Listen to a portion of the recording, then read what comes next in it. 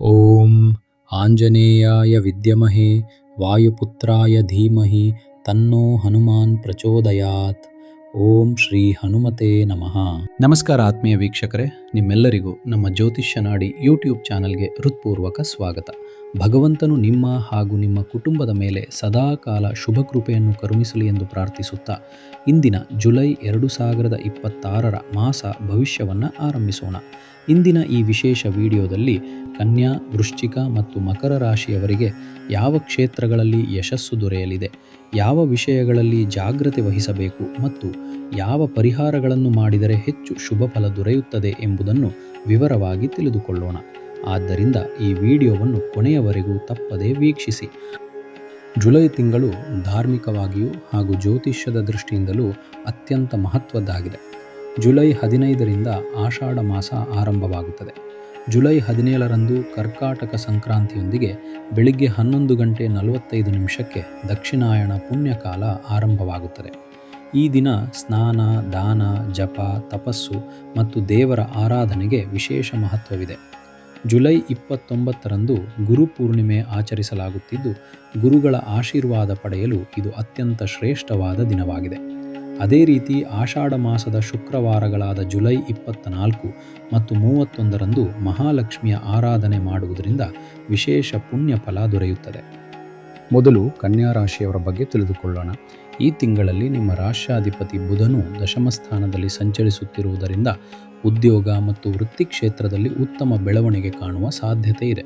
July 17ರ ನಂತರ ರವಿಯು ಏಕಾದಶ ಸ್ಥಾನಕ್ಕೆ ಪ್ರವೇಶಿಸುವುದರಿಂದ ಹೊಸ ಅವಕಾಶಗಳು ನಿಮ್ಮತ್ತ ಆಕರ್ಷಿತವಾಗುತ್ತವೆ. ಉದ್ಯೋಗದಲ್ಲಿರುವವರಿಗೆ ಮೇಲಧಿಕಾರಿಗಳ ಸಹಕಾರ ದೊರೆಯಬಹುದು. ಪ್ರಮೋಷನ್ ಅಥವಾ ಹೊಸ ಜವಾಬ್ದಾರಿಯನ್ನು ನಿರೀಕ್ಷಿಸುತ್ತಿರುವವರಿಗೆ ಈ ತಿಂಗಳು ಆಶಾದಾಯಕವಾಗಿರುತ್ತದೆ. ನಿಮ್ಮ ಪರಿಶ್ರಮಕ್ಕೆ ತಕ್ಕ ಗೌರವ ಸಾಧ್ಯತೆ ಹೆಚ್ಚಾಗಿದೆ. ವ್ಯಾಪಾರ ಕ್ಷೇತ್ರದಲ್ಲಿರುವವರು ಹೊಸ ಯೋಜನೆಗಳನ್ನು ಆರಂಭಿಸಲು ಅಥವಾ ವ್ಯವಹಾರವನ್ನು ವಿಸ್ತರಿಸಲು ಯೋಚಿಸುತ್ತಿದ್ದರೆ ಅನುಭವಿ ತಜ್ಞರ ಸಲಹೆಯನ್ನು ಪಡೆದು ಮುಂದುವರಿಯುವುದು ಉತ್ತಮ.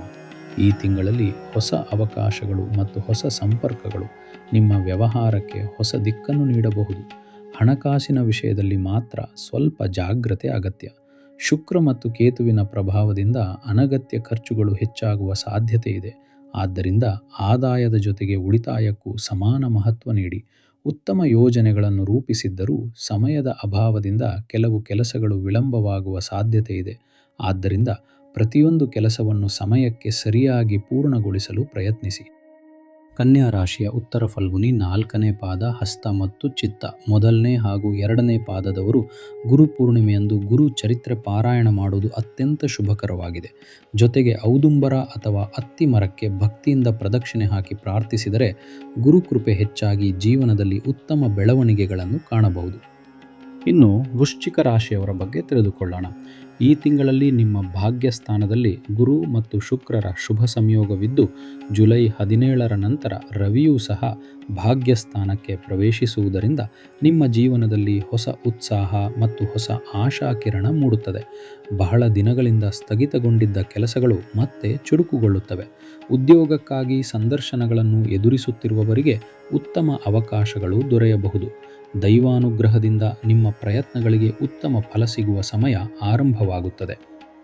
ಆರೋಗ್ಯದ ದೃಷ್ಟಿಯಿಂದ ಈ ತಿಂಗಳು ನಿಮಗೆ ಉತ್ತಮವಾಗಿರುತ್ತದೆ.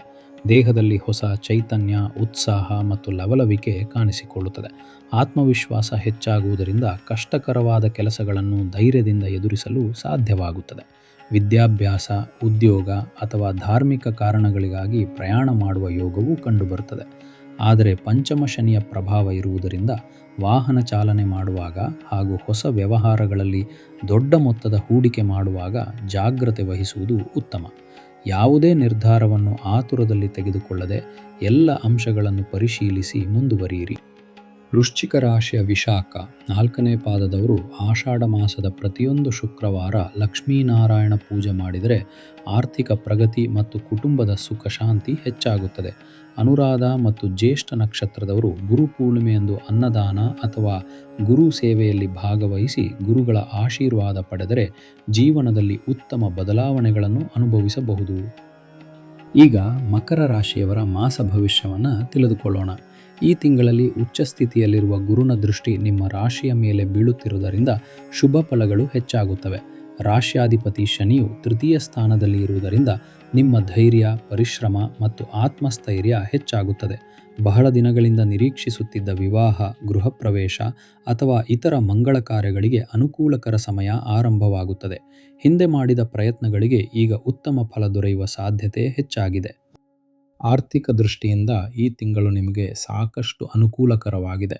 ವಿಶೇಷವಾಗಿ ರಿಯಲ್ ಎಸ್ಟೇಟ್, ಭೂಮಿ ಮತ್ತು ಆಸ್ತಿ ವ್ಯವಹಾರಗಳಲ್ಲಿ ಇರುವವರಿಗೆ ಉತ್ತಮ ಲಾಭ ದೊರೆಯಬಹುದು. ಹಿಂದೆ ಮಾಡಿದ ಹೂಡಿಕೆಗಳಿಂದ ಆದಾಯ ಬರಬಹುದು. ಕಾನೂನು ಸಂಬಂಧಿತ ಸಮಸ್ಯೆಗಳು ಇದ್ದರೆ ಅವುಗಳಲ್ಲಿ ಸಹ ಪರಿಹಾರದ ಸೂಚನೆಗಳು ಕಾಣಬಹುದು. ನಿಮ್ಮ ಆತ್ಮವಿಶ್ವಾಸ ಹೆಚ್ಚಾಗುವುದರಿಂದ ಹೊಸ ನಿರ್ಧಾರಗಳನ್ನು ಧೈರ್ಯದಿಂದ ತೆಗೆದುಕೊಳ್ಳುವ ಮನೋಭಾವ ಬೆಳೆಯುತ್ತದೆ. ವಿದ್ಯಾರ್ಥಿಗಳು ಮಾತ್ರ ಓದಿನ ವಿಷಯದಲ್ಲಿ ಆತುರ ಪಡದೆ ನಿಧಾನವಾಗಿ ಮತ್ತು ಯೋಜಿತವಾಗಿ ಮುಂದುವರಿಯುವುದು ಉತ್ತಮ. ಏಕಾಗ್ರತೆ ಮತ್ತು ನಿರಂತರ ಪರಿಶ್ರಮವೇ ಯಶಸ್ಸಿನ ಗುಟ್ಟು ಎಂಬುದನ್ನು ನೆನಪಿಟ್ಟುಕೊಳ್ಳಿ. ಮಕರ ರಾಶಿಯವರಿಗೆ ಪ್ರತಿ ಶನಿವಾರ ಬೆಳಿಗ್ಗೆ 6ರಿಂದ 7 ಗಂಟೆವರೆಗೆ ಬರುವ ಶನಿ ಹೋರೆಯಲ್ಲಿ ಶನೇಶ್ವರನ ಆರಾಧನೆ ಮಾಡುವುದು ಅತ್ಯಂತ ಫಲಪ್ರದವಾಗಿದೆ. ಶ್ರವಣ ನಕ್ಷತ್ರದವರು ತಮ್ಮ ಸಂಕಲ್ಪಗಳನ್ನು ದೃಢವಾಗಿ ಇಟ್ಟುಕೊಂಡು ಆತ್ಮವಿಶ್ವಾಸದಿಂದ ಮುಂದುವರಿಯಬೇಕು. ಧನಿಷ್ಠ 1ನೇ ಮತ್ತು 2ನೇ ಪಾದದವರು ಜುಲೈ 17ರಂದು ದಕ್ಷಿಣಾಯಣ ಪುಣ್ಯಕಾಲದಲ್ಲಿ ಪವಿತ್ರ ಸ್ನಾನ ಮಾಡಿ ಶಿವನ ಆರಾಧನೆ ಮಾಡಿದರೆ ವಿಶೇಷ ಪುಣ್ಯಫಲ ಹಾಗೂ ಜೀವನದಲ್ಲಿ ಶುಭ ಬೆಳವಣಿಗೆಗಳನ್ನು ಕಾಣಬಹುದು. ಆತ್ಮೀಯ ವೀಕ್ಷಕರೇ, ಇಲ್ಲಿ ತಿಳಿಸಿರುವ ಫಲಗಳು ಗೋಚಾರದ ಆಧಾರದ ಮೇಲಿನ ಸಾಮಾನ್ಯ ಮಾಸ ಭವಿಷ್ಯವಾಗಿದ್ದು, ನಿಮ್ಮ ವೈಯಕ್ತಿಕ ಜಾತಕ, ದಶೆ ಹಾಗೂ ಅಂತರ್ದಶೆಯ ಆಧಾರದ ಮೇಲೆ ಫಲಗಳಲ್ಲಿ ಸ್ವಲ್ಪ ವ್ಯತ್ಯಾಸ ಉಂಟಾಗಬಹುದು. ಆದರೂ ಭಗವಂತನ ಮೇಲೆ ನಂಬಿಕೆ ಇಟ್ಟು ಸತ್ಕರ್ಮಗಳನ್ನು ಮಾಡುತ್ತಾ ಧರ್ಮದ ಮಾರ್ಗದಲ್ಲಿ ಸಾಗಿದರೆ ಗ್ರಹಗಳ ಅನುಗ್ರಹ ನಿಮ್ಮ ಜೀವನವನ್ನು ಉತ್ತಮ ದಿಕ್ಕಿನಲ್ಲಿ ಮುನ್ನಡೆಸುತ್ತದೆ. ಈ ವಿಡಿಯೋ ನಿಮಗೆ ಉಪಯುಕ್ತವಾಗಿದೆ ಎಂದು ಅನಿಸಿದರೆ ತಪ್ಪದೇ ಒಂದು ಲೈಕ್ ಮಾಡಿ, ನಿಮ್ಮ ಸ್ನೇಹಿತರು ಮತ್ತು ಕುಟುಂಬದವರೊಂದಿಗೆ ಶೇರ್ ಮಾಡಿ. ಇನ್ನೂ ನಮ್ಮ ಜ್ಯೋತಿಷ್ಯ ನಾಡಿ ಕುಟುಂಬದ ಸದಸ್ಯರಾಗಿಲ್ಲದಿದ್ದರೆ ಈಗಲೇ ಸಬ್ಸ್ಕ್ರೈಬ್ ಮಾಡಿ ಮತ್ತು ಪಕ್ಕದಲ್ಲಿರುವ ಬೆಲ್ ಐಕಾನನ್ನು ಒತ್ತಿ. ಲೋಕಾಃ ಸಮಸ್ತಾಃ ಸುಖಿನೋ ಭವಂತು, ಸಮಸ್ತ ಸನ್ಮಂಗಳಾನಿ ಭವಂತು. ನಮಸ್ಕಾರ.